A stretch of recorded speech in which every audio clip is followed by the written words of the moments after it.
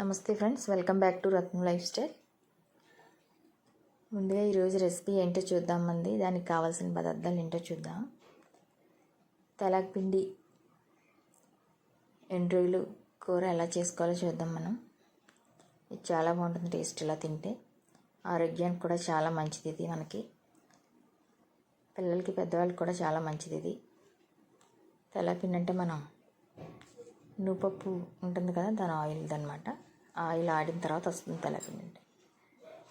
దీనికి స్టవ్ మీద బాణీ పెట్టుకుని 4 స్పూన్ల ఆయిల్ వేసుకుని ఎండ్రాయిల్ శుభ్రంగా 4 సార్లు శుభ్రంగా కడిగేసుకుని బాగు చేసి శుభ్రంగా కడిగేసుకోవాలి. 4 సార్లు విసుకది ఉంటే పోతుంది అనమాట.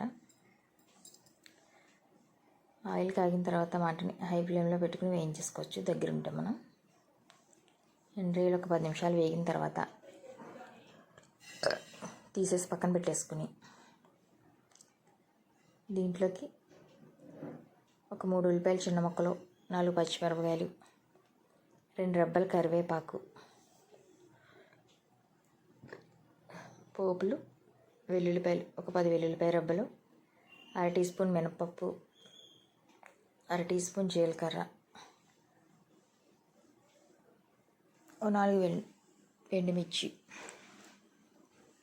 వేసుకుని దోరగా వేయించుకుని పోపులు, అప్పుడు ఉల్లిపాయలు, పచ్చిమిరపకాయలు, కరివేపాకు వేసుకుని వేయించేసుకుని ఉల్లిపాయలు దోరగా వేగిన తర్వాత మన దీంట్లో టేస్ట్ తగ్గ సాల్ట్, 1/2 టీ స్పూన్ పసుపు, ఒక 3 స్పూన్లు కారం.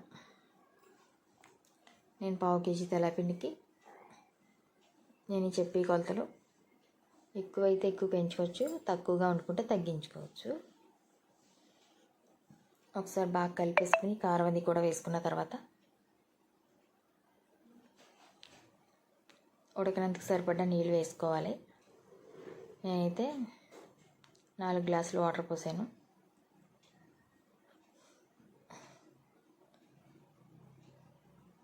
ఇవన్నీ ఒకసారి కలిపేసుకుని దాంట్లో మనం తెలగపిండి ఉడకనందుకు సరిపడ్డ నీళ్ళు పోసుకుని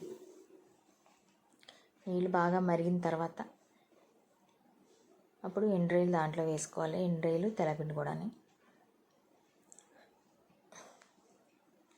4 గ్లాసులు నీళ్ళు పోసుకుంటున్నాం మనం. మంటను మట్టుకు హై ఫ్లేమ్లో పెట్టుకుని నీళ్ళు బాగా కాగిన తర్వాత అప్పుడు మనం ఇలా మరిగేటప్పుడు ఒకసారి కలుపుకొని మనం ముందుగా వేయించి పక్కన పెట్టుకున్న ఎండ్రాయిల్ని తెలగపిండిని దాంట్లో వేసి కలిపేసి మంటని మీడియం ఫ్లేమ్లో పెట్టుకుని ఉడకనివ్వాలి. మెల్లిగా దాన్ని ఉండలు కట్టకుండా కలుపుకోవాలి. పిండి తెల్లపిండి అంటే ఇలా ఉంటుందన్నమాట. నువ్వుపప్పు ఆడిన తర్వాత నూనె తర్వాత వచ్చేది ఇది తెల్లపిండి, ఇలా అంటారు. పిల్లలకి పెద్దవాళ్ళకి కూడా చాలా మంచిది. ఇది తింటే ఆరోగ్యం కూడా.